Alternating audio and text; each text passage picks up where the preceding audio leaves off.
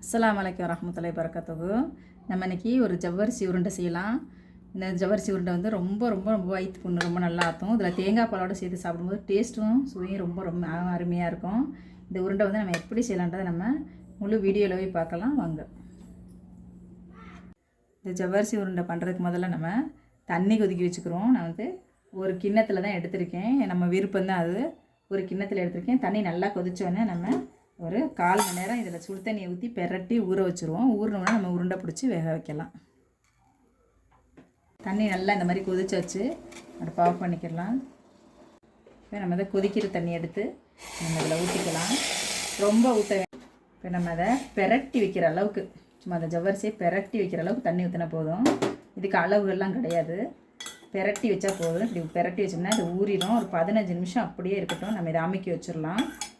15 நிமிஷம் பொறுத்து நம்ம இதை உருண்டைகளை பண்ணிக்கலாம். அதுக்குள்ளே இந்த ஜவ்வரிசி சுடுதண்ணியில் நல்லா பொதுன்னு ஊறி வந்துடும். ஒரு 15 நிமிஷம் நம்ம வெயிட் பண்ணலாம்.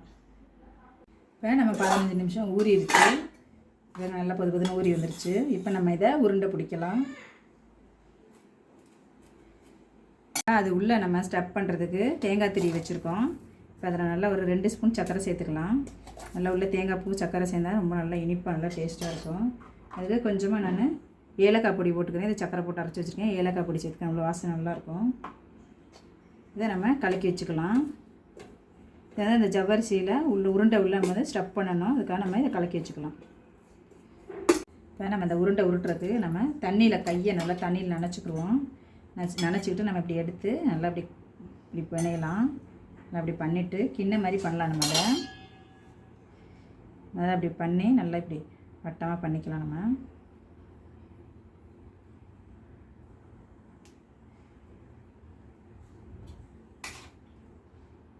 இதில் இந்த தேங்காய் பூவை நல்லா ஸ்டப் பண்ணிக்கலாம் உள்ளே வச்சு.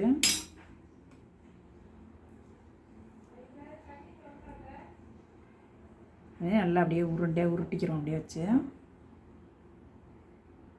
தண்ணி தொட்டுக்கிறோம். தண்ணி தொட்டுட்டால் தான் நம்மளுக்கு கையில் ஒட்டாமல் இருக்கும். தண்ணி தொட்டு நல்லா அப்படி உருண்டையை உருட்டிக்கிடுவோம்.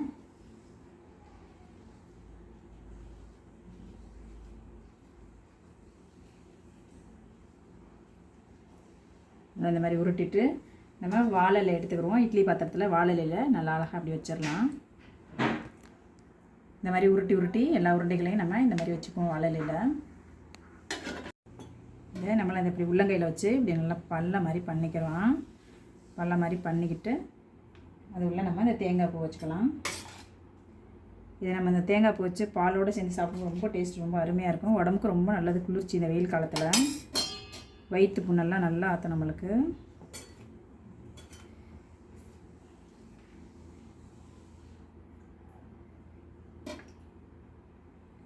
இப்படி சேர்த்து இப்படி உருட்டிட்டோம்னா நல்லா உருண்டை உள்ளே போயிடும் அந்த தேங்காய் பூ. இதே மாதிரி நம்ம எல்லா உருண்டைகளையும் உருட்டி நம்ம எடுத்து வச்சுக்கலாம். ரொம்ப நல்லா டேஸ்ட் ரொம்ப நல்லா இருக்கும். எப்போவுமே தேங்காய் பால் ஜவ்வரிசி சேரும்போது ரொம்ப அருமையாக டேஸ்ட் இருக்கும். இந்த மாதிரி எல்லா உருண்டைகளையும் நம்ம உருட்டி இப்படி இட்லி பாத்திரத்தில் வச்சுக்கலாம். இப்போ நம்ம வெந்திரிச்சான்னு பார்க்கலாம். 15 நிமிஷம் ஆயிடுச்சு. இப்போ நல்லா கலர் சேஞ்ச் ஆகிட்டு இருக்குது. இது நைலான் ஜவ்வரிசி எடுத்தால் இந்த மாதிரி நல்லா வெந்து சாஃப்டாக இருக்குது. அடுப்பு ஆஃப் பண்ணிடலாம். நீங்கள் எது சமைக்கும் போது நைலான் ஜவ்வரிசியாக பார்த்து பொடி ஜவ்வரிசி நைலான் ஜவ்வரிசியாக எடுத்துக்கிறங்க. 15 நிமிஷம் நல்லா கொதிக்கிற தண்ணியில் ஊற வச்சுட்டு நல்லா ஆறினோன்னா கையில் எடுத்து வச்சு உருட்டி இந்த மாதிரி உருண்டை பண்ணி ஸ்டப் பண்ணி உருண்டை பண்ணி வச்சு இது ஒரு 15 நிமிஷம் வெந்தால் போதும் நம்மளுக்கு. இப்போ நான் வந்து ஒரு அரை மூடி தேங்காய் பால் எடுத்துருக்கேன். நல்லா திக்கு பால் எடுத்து வச்சுருக்கேன். ஏன்னா வயிற்று புண்ணை ரொம்ப நல்லா ஆற்றும். இந்த மாதிரி திக்கு பழம் எடுத்துக்கிறங்க. சக்கரை வந்து நம்ம விருப்பம் தான், நம்ம நிறைய சாப்பிடணும் நிறைய போட்டுக்கலாம். நான் வந்து ஒரு 4 ஸ்பூன் சக்கரை போட்டுக்கிறேன். ஒரு சின்னதாக உப்பு, ஏன்னா நம்மளுக்கு அந்த இனிப்பு சுவை வந்து நம்மளுக்கு தூக்கி காட்டணும்னா கொஞ்சமாக உப்பு போட்டுக்கிறோம். நம்மளுக்கு டேஸ்ட் நல்லாயிருக்கும். இப்போ இதை நம்ம நல்லா கரைச்சிக்கலாம். நம்ம ஜவ்வரிசி உருண்டை எடுத்தாச்சு. நல்லா எல்லா உருண்டையும் எடுத்து வச்சுக்கலாம். நம்ம லட்டு ஆட்டம் நல்லா அழகாக வருது. இப்போ நம்ம இதில் இந்த திக்கான தேங்காய் பால் ஊற்றி நல்லா சேவ் பண்ணி சாப்பிட்லாம். நல்லா ஆற வச்ச பிள்ளைங்களுக்கு ஊட்டினீங்கன்னா பெரியவங்களுக்கு பிள்ளைங்க வரையும் ரொம்ப நல்லாயிருக்கும். அருமையான ஒரு சுவை இது. ரொம்ப அருமையாக வந்திருக்கு. செஞ்சு சாப்பிடுங்க. கண்டிப்பாக அந்த உருண்டை எப்படி இருக்குன்றதை செஞ்சு சாப்பிட்டு எனக்கு கமெண்ட் பண்ணுங்கள். சப்ஸ்கிரைப் பண்ணுங்கள். சப்ஸ்கிரைப் பண்ண எல்லாருக்கும் ரொம்ப ரொம்ப நன்றி.